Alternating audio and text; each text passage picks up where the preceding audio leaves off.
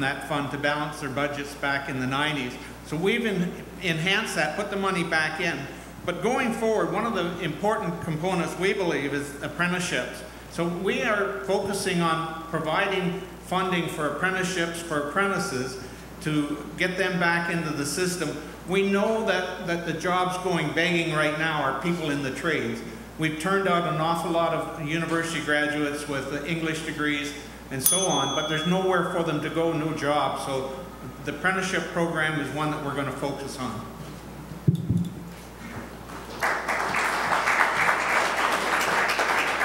Ms. Kunschner? Thank you. Moving forward into a 21st economy that we actually have job growth and industry growth, it is imperative that we have a federal government that isn't scared to sit down with the provinces. We need to bring the provinces, the territories, industry and trade people as equal partners to the table with targeted transfer payments from the federal government into these areas that have been identified and have been identified for a number of years now, that targeted training programs can be developed in conjunction with our partners in moving this economy forward. So we would be very committed with retraining, retooling, reskilling, because this will have a positive impact on our communities locally and on the country nationally.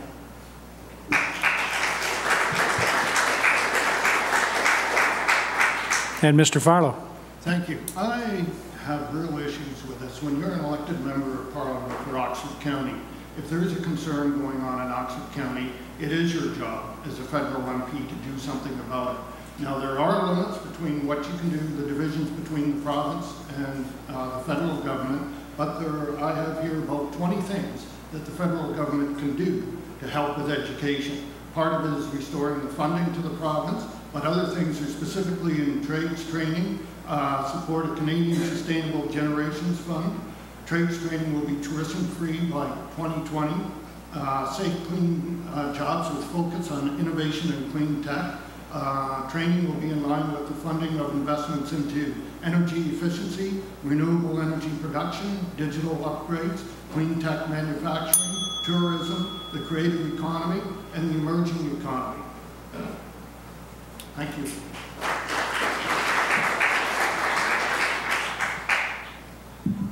Next question, please.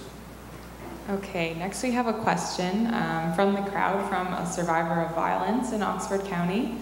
And she mentions that she hasn't heard anything from any of the party leaders about their intentions to create a policy to protect women from violence.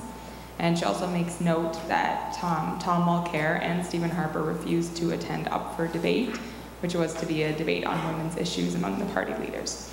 So the question is, what is your party's plan to create a strategy to focus on violence against women, and how will you protect women in Oxford County? Ms. Aldred, you're the first responder.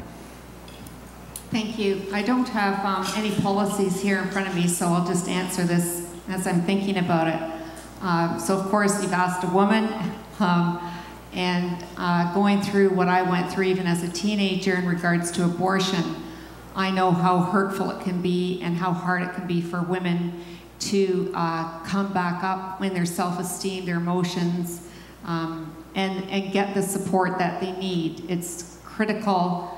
This is happening with women, and they do need the support.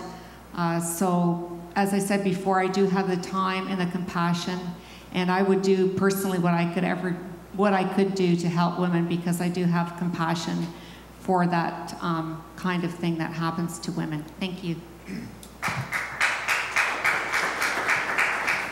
Mr. MacKenzie. Thank you. As you know, I spent 30 years in policing, and I can tell you that over that 30 years there's tremendous change in how society looked at violence against women.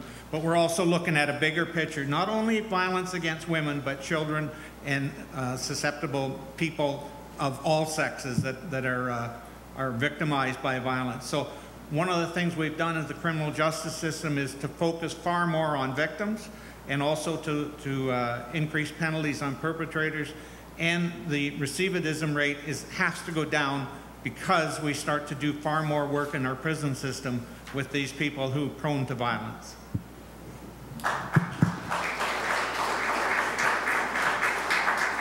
Ms. Kunschner. Thank you for that. that question. Just to prove like what actually happened with this debate, Tom Mulcair was one of the first federal leaders to accept an invitation to that debate. But on the national level, you can't have a debate if the other leaders are not going to be there. So if Stephen Harper's not at a debate, what type of debate are you going to have? In regards to supporting women and trying to end the violence towards women, first and foremost, let's have an inquiry into the missing and murdered 1,200 Indigenous women that this government said isn't on their radar. Let's put the funding back into all of the social programs, the housing, the shelters that this government has canceled. Women, the vulnerable, the aged, the veterans are not a priority to the Harper government. If you want to protect women, we have to make sure that the services are there to get them out of these situations as support services. Thank you, Ms. Kunschner.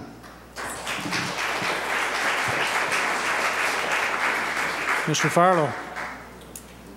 I would like to concur with what Zoe, the NDP candidate, has said, and specifically with regards to the violence against Native women and how that issue has just not been on the radar and has not been dealt with.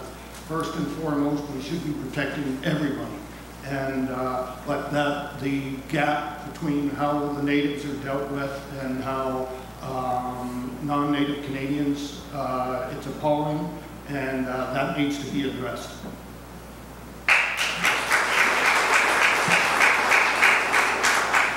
Mr. McKay. I will clearly admit to my own embarrassment that I don't have the Liberal policy off the top of my head to answer this question. But I am certain that, as I stated in my opening remarks, that the Liberal Party is about the social responsibility for all of our citizens. And you would have my commitment, as I have served locally, that the social programs and social structures are there to meet the needs. And one of those significant needs is the affordable housing component that can provide shelter and security for these women. Thank you.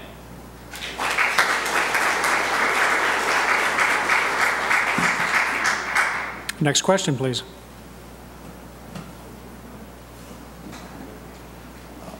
This question comes in from Rob, and Rob says that our deficit grows by $79 million per day.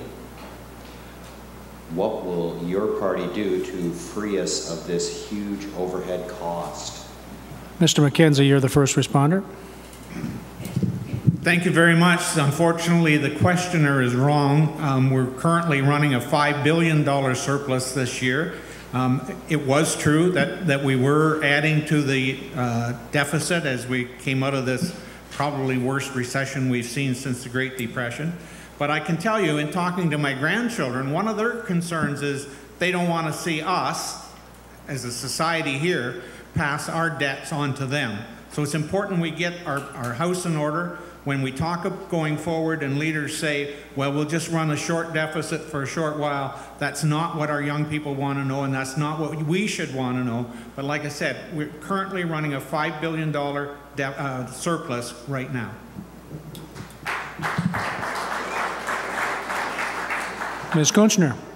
Thank you. The shocking reality is that Stephen Harper has single-handedly added more money to our national debt than any other prime minister in this nation's history. You start by having balanced budgets. When you can balance your budgets and know moving forward exactly what you have to invest in these programs, that's how you start bringing down the national debt. And another concept that we're really not discussing is why are we not utilizing the Bank of Canada? We have been forced to trade or put our money into banking systems outside of our own country. When using the Bank of Canada, this interest is paid back to us, which would help us and future generations to pay down the existing debt even further. But we need a government that is committed to Canadians and putting Canadians first in order for that to happen. Mr. Farlow. Interest on debt costs Canadian taxpayers about $93 million in interest payments every day.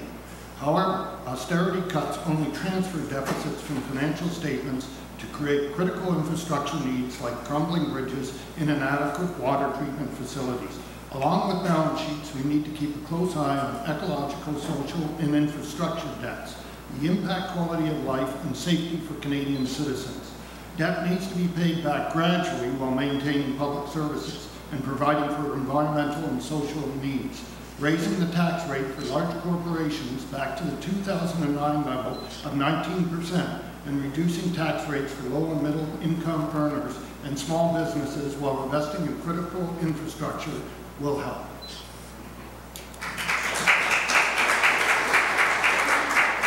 Mr. McKay. Thank you. Growing up in the dairy industry, the price of quota was always high. And the observation was, gee, you know, it's $1,000, now it's $2,000, and you could never afford that. I use that as an illustration to help us appreciate it's the scale that we're dealing with. So on the larger scale, the economy of Canada, our debt to GDP is still a very acceptable range. The number scares the heck out of all of us because we're used to a $200,000 or $300,000 mortgage on a home, but that's in understanding the bigger picture and how big the economy is. That's what we need to keep in mind. The dairy producers that invested and grew their debt are the ones that are serving the community now, and their children have a future because their parents invested.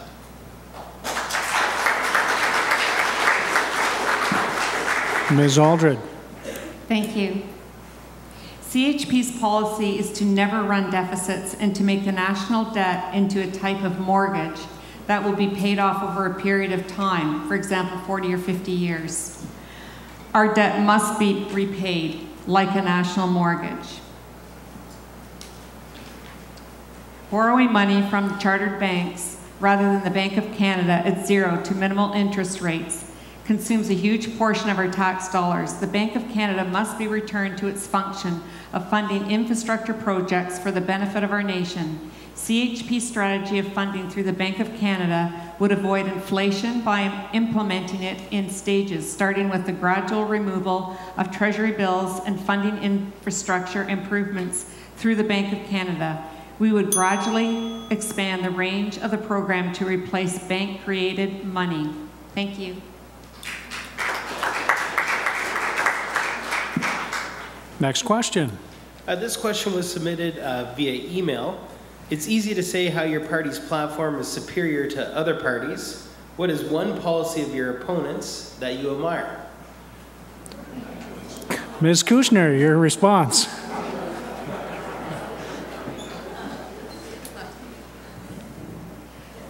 Yes, I do agree that, of course, my party has the best platform out there. But to answer this question, I must give credit to Mr. Harper for actually doing the right thing and apologizing on behalf of the government of this country for the residential school issue. Justin Trudeau with his party, you know what, he's brought life back to a party that has struggled very, very badly over the last 15 years. The Green Party, of course, I mean, they're passionate about our environment, and how can you not support anybody who has that as the mainstay of who they are? And our Christian heritage candidate, you know what, there's nothing wrong with running on your values and your standards and standing firmly behind them. So yes, all of us do have some very good qualities.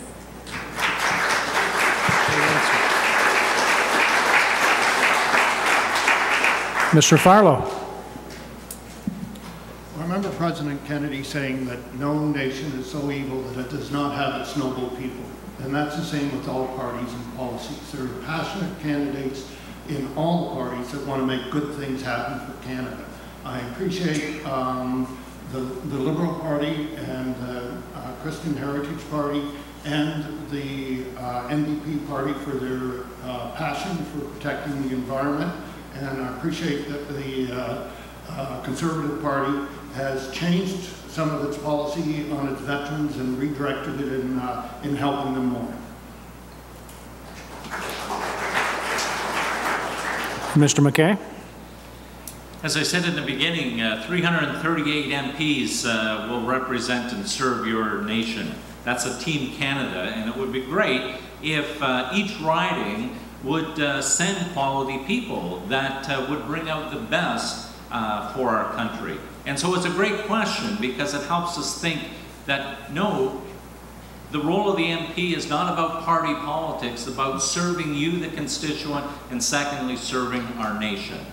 I would like to commend very clearly, and I've enjoyed these debates, to learn from fellow candidates here how to build that better nation. And I would highlight the Green Party's commitment to the environment on some very practical suggestions and are very doable. We don't need a lot of great new policy when you can listen to some of the common sense they would suggest. And the idea of paying senators $1, that's a new one for me tonight.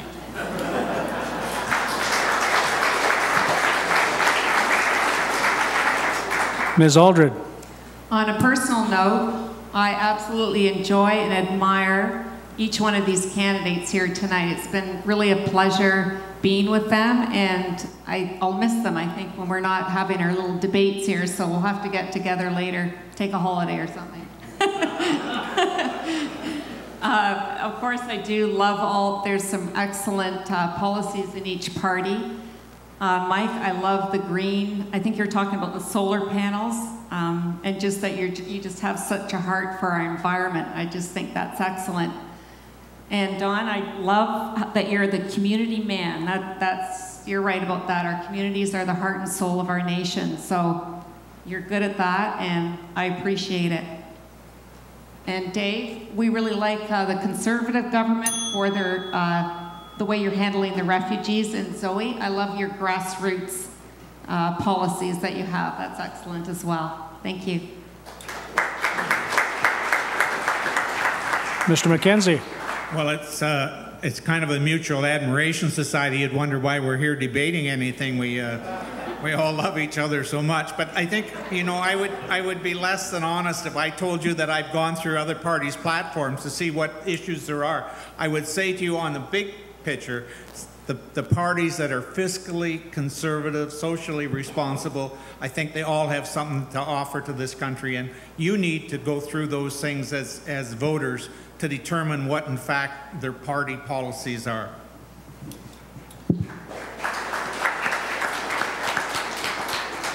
I'm not sure you would get another question like that in any political jurisdiction in the world. What a great question and good answers, candidates. Next question, please. Let's get back to the issues here.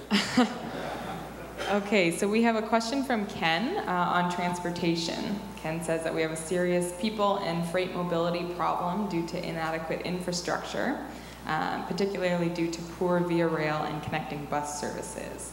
So beyond talking about the 401, what will your party do to resolve some of these mobility issues? Mr. Farlow, you're the first responder. Well, if I understand, it's about transportation. And first of all, there would be investment in the rail service to provide transportation and reinstate via rail. Then also in terms of public transit, there's a lot of policies to support public transit. I had an idea just personally that if we ran a bus along the 401 and anybody in a cell phone could go to one of those parking rides and indicate that they wanted to get on that bus. Even if you started with one bus, then you're taking cars off the road. And that's a system that could be tried. And then if it seems to be working, it could be developed. But we're not using some of the technologies out there that we have to facilitate transportation. And I think something like that, where on a cell phone you can arrange for public transit, is something that really needs to be developed and looked at.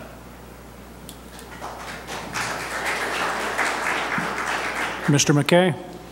Thank you. I've been, again, privileged being involved in local government to also be involved in the local transportation initiative, which is a regional approach to not just address the mobility issues within communities, but within the region.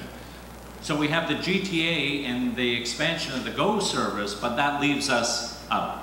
and we need connection to that. And so in that proposal is more community hubs where the bus, the train can meet and people can come together and disperse so that they can get around and about in community. We need the federal government's support in that because they control a lot of the policy around that. And without the investment to separate the freight and the passenger, it's going to be very difficult to improve passenger rail service here in southwestern Ontario.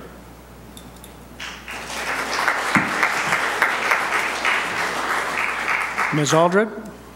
I can't say too much expert opinions on that. I know that the CHP, again, we really support infrastructure. It is needed, and we need to get the money to the municipalities so that we can make that happen. Thank you. Well, the gas tax fund that went back to the municipalities from the federal government, since we've taken power, we have doubled it to start with and increased it after that, made it permanent, and that was to be at one point provided for transportation purposes. Now the municipalities wanted that broadened, and so it has been broadened somewhat. But just as a for instance, the City of Woodstock's gas tax fund for 2015 is $1,093,000. There's a lot of money comes back in the municipalities. They have to make some decisions about what they wish to do. Transportation on the bigger picture, Via Rail operates as a private company, as do the bus lines. So it's about passengers. One of the problems that Via Rail experiences is that there are not enough people want to run the Via Rail system. If you go down here in Woodstock on a morning, you'll find a number of people there that are going to Toronto. They're happy to run that, but if you go to Stratford, there's not enough traffic. Ms. Kunschner? Thank you. Traffic congestion on Canadian highways costs billions of dollars in lost productivity. I think one of the fastest ways to help the transportation industry is by long-term, sustainable, transparent funding into public transit. The NDP has committed a $1.3 billion annually in long-term funding. If we can release or reduce the congestion on our roadways, that will make transporting our goods a lot easier.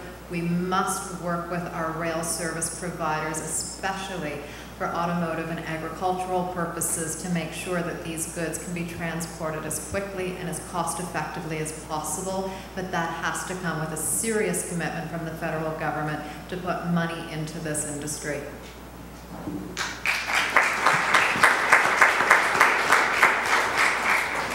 Next question, please.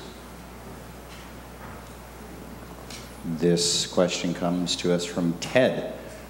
Ted asks, the Conservatives have cut corporate taxes to create quote-unquote jobs. Sadly, a lot of large companies then outsource their IT to foreign workers. Shouldn't a company get a tax cut after hiring a Canadian worker? Mr. McKay, you're first. Thanks, Ted, for the question. The complications of federal government providing stimulus, and I think the question illustrates that. So you provide a tax cut hoping that it's going to provide the stimulus and the reward for corporations. But being as corporations are somewhat of human nature, they quickly find out how to maximize and leverage that for their own personal need. And that's why the federal government needs to be very wise and considerate and consultative in their approaches and think through before just quick reactions for gain to see, and then to engage the compliance mechanisms. One of the tricks in negotiation, how do you keep the other side honest? We're going to give you a break. How are we going to be guaranteed that you're going to invest and build our country?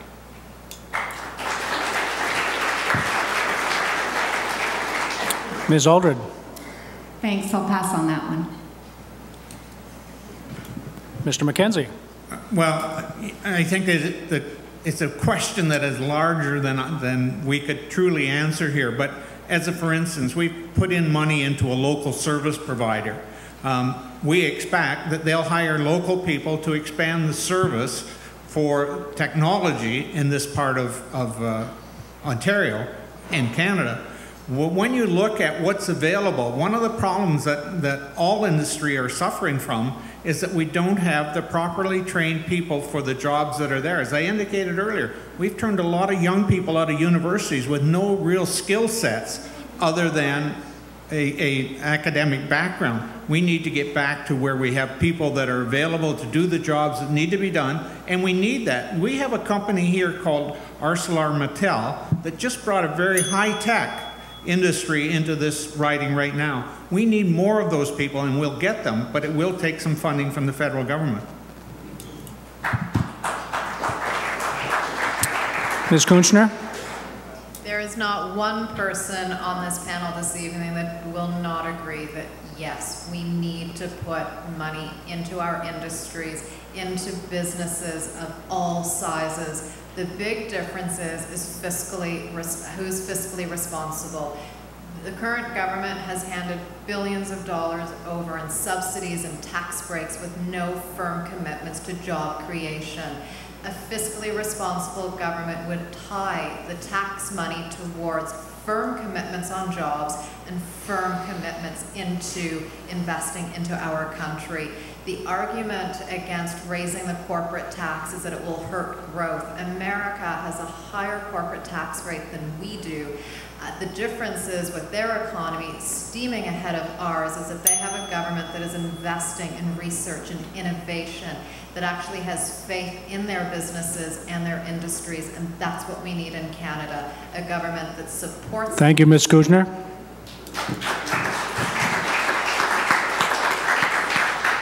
Mr. Farlow. Part of the problem is these trade deals have put us in a race to the bottom. As long as we're trying to have a decent wage, a decent pension, environmental protection, corporations can just pull up and leave and go someplace where none of these rules apply. So one of the major problems are these trade deals, and especially the one we're looking at facing this week.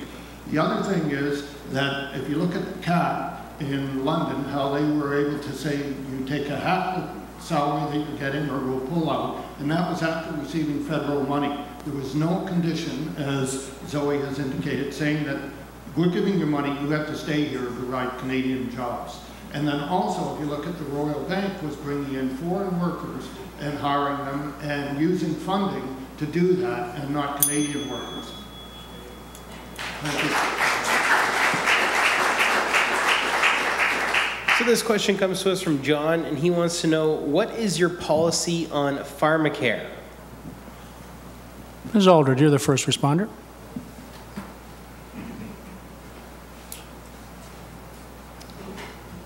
I'll pass on that one, thank you. Mr. MacKenzie. I take it you mean a national pharmacare program. You know, we have Medicare in those terms. The Americans use Medicare. We have a system of healthcare in this country where our doctors are paid for from sources within each individual province, and the federal government contributing. And you know, we can't find doctors. We pay for dentists out of our pockets, and everybody can find a dentist. When you start to have the government then control what happens, and that's my fear with pharmacare, when the government starts to control what happens and who gets paid and how they get paid, you'll end up with a big problem. And I'm not sure that in the big picture we could even afford it. We can think about it, we can hope for it, we can find some ways maybe to have parts of it, but I can't see a national pharmacare program being functional in this country.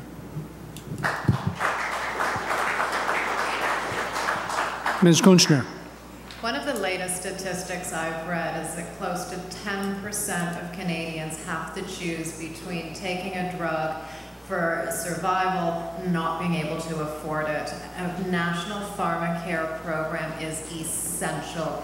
Again, it's always the weakest and the most vulnerable that are at risk. When you look at the number of seniors in this country living in poverty, having a national pharmacare program will ease an incredible burden, and it is a key component of the NDP health plan. So yes, we will work with provinces and territories to implement bulk buying of drugs to help make life more affordable for average Canadians from one end of this country to the other.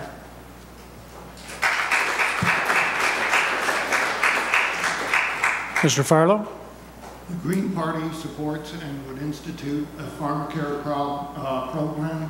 When you look at what corporations are getting from the selling of drugs and the cost to specifically seniors, it's just unacceptable. We all know, like if I go back to when I was a teenager, I knew if I got hurt, I'd be looked after, or if I was in economic circumstances that I needed help, that I would be looked after. And I think we need to go back to being a country that does that for its citizens. Mr. McKay.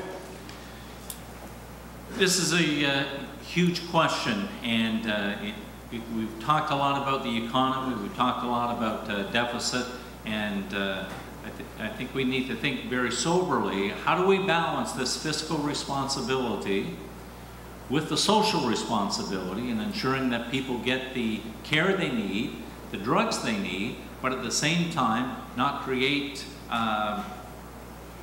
huge stress on our Canadian environment or our Canadian economy.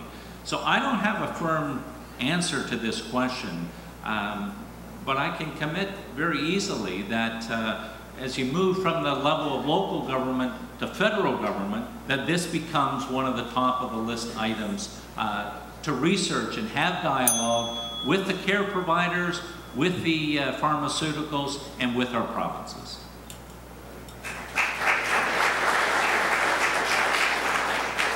We have time for one more question.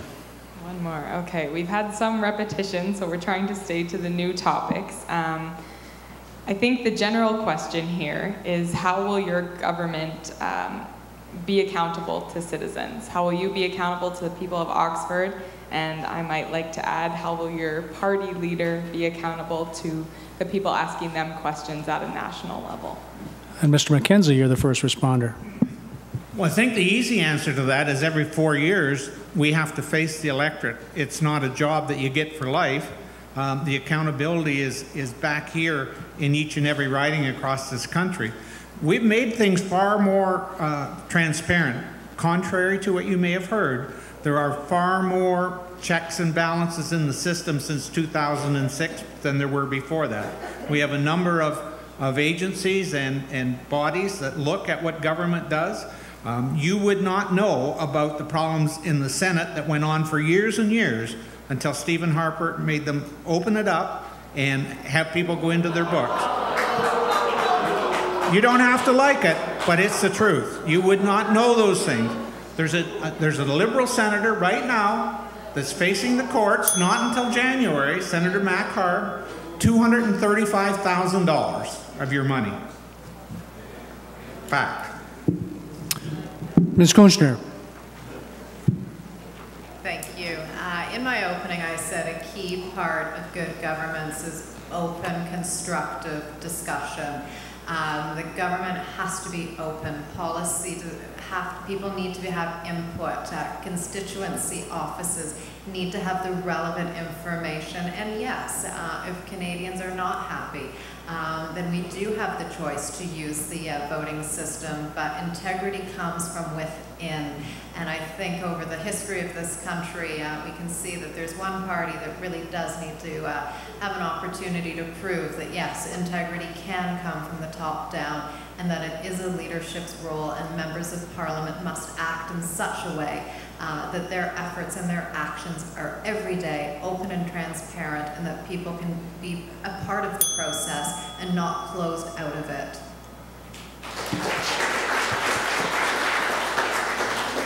Mr. Farlow.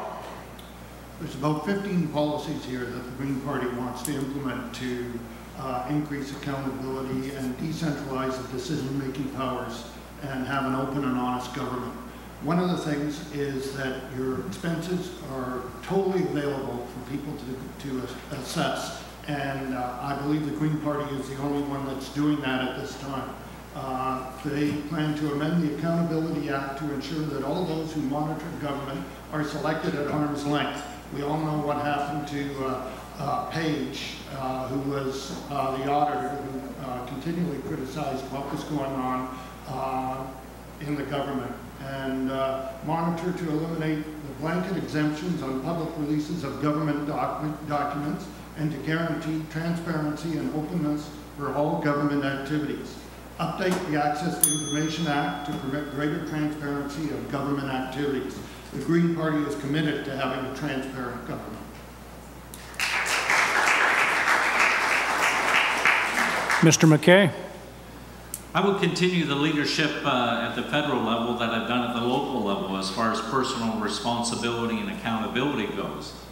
I've raised my family here, I continue to live here, my children live here, and you behave carefully knowing that the decisions you make are going to stay with you. You'll confront them when you stop at Tim Hortons. You will see your neighbors and friends and foes, and you're going to have to stand with them in community.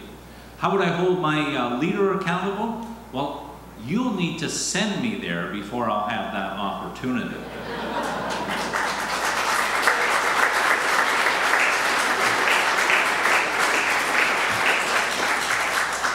Ms. Aldred. Thank you. Those are good words.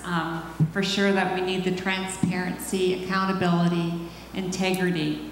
And we believe in that open and transparent government that would strive to communicate all policies and benefits to the residents of Oxford for any of the policies that would affect them. I'm sure I know that on a personal level, when we have accountability, human nature, sometimes things can happen, people can be tempted, and when there is that accountability in place and the transparency, I would hope that things would be a lot better for Canada. Thank you.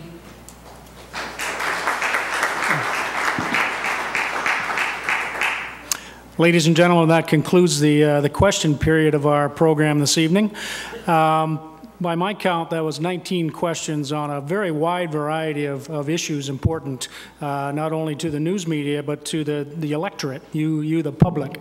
The candidates did a wonderful job in responding to these questions, both from their party's platforms and from their own personal feelings. Please give them a big round of applause.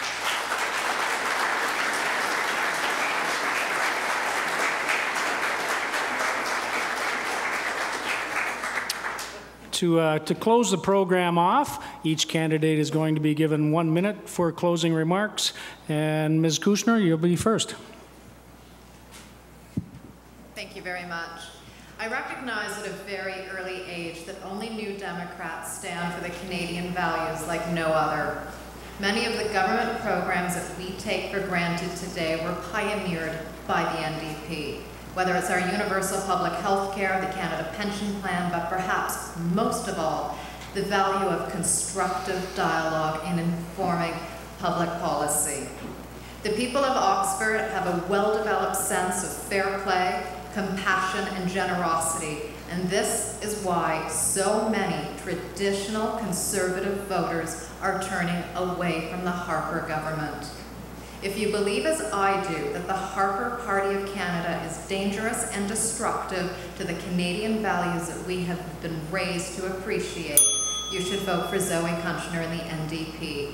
I am the only candidate in Oxford with the polling strength and the resources to win against Dave MacKenzie and bring serious change to Oxford and Ottawa. Thank you.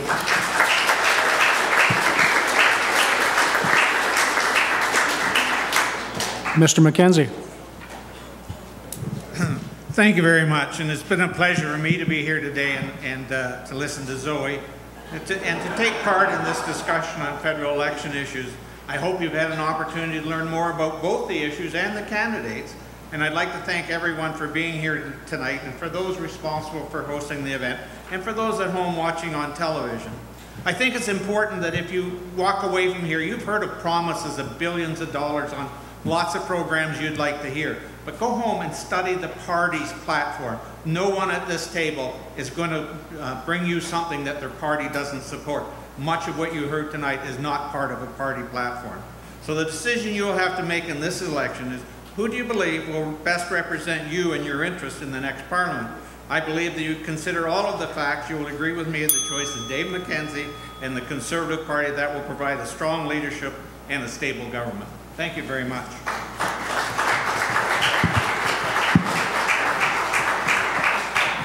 Ms. Aldred? As you can see tonight, you all have a lot of well thought out policies and standpoints to consider in order to come to a responsible vote October the 19th. I hope you will also consider the responsibility to our most vulnerable citizens, especially our preborn children. You will consider the morality in this nation. You will consider our Christian foundations and the path this country is taking, the rapid departure from the core values that made this country grow and prosper. I encourage you to join with CHP in restoring our Canadian Christian principled foundations and to bring respect for life and justice to Canadian politics and governance. If you believe the Christian worldview is the best standard on which to base public policy, I encourage you to vote Melody Aldred, your MP in Ottawa. Thank you.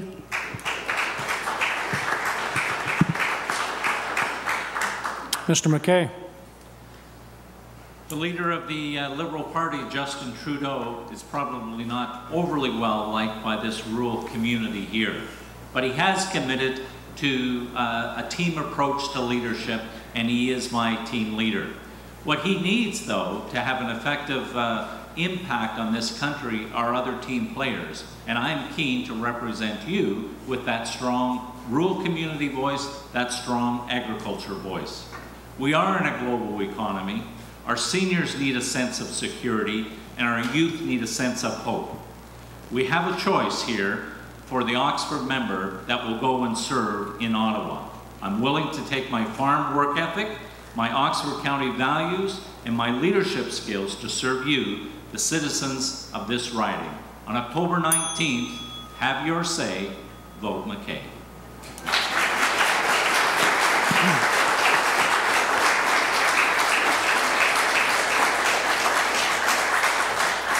Mr. Farlow. Thank you, everyone, for coming and to make democracy work better.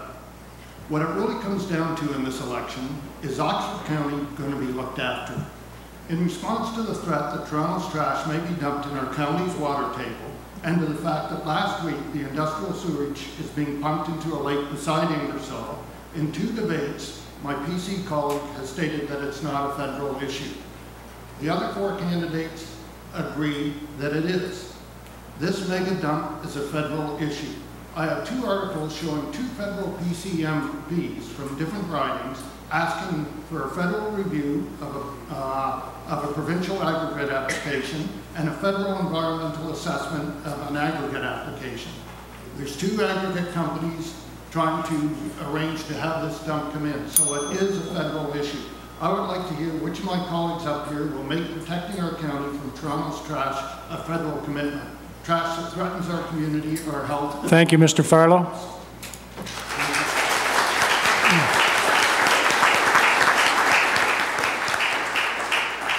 Ladies and gentlemen, that concludes our program for this evening. Thank you very much for coming out. It's a pleasure. Woodstock has always been a very politically partisan community, and make sure you vote and encourage everybody else to vote. And thank you to the candidates. Well done tonight.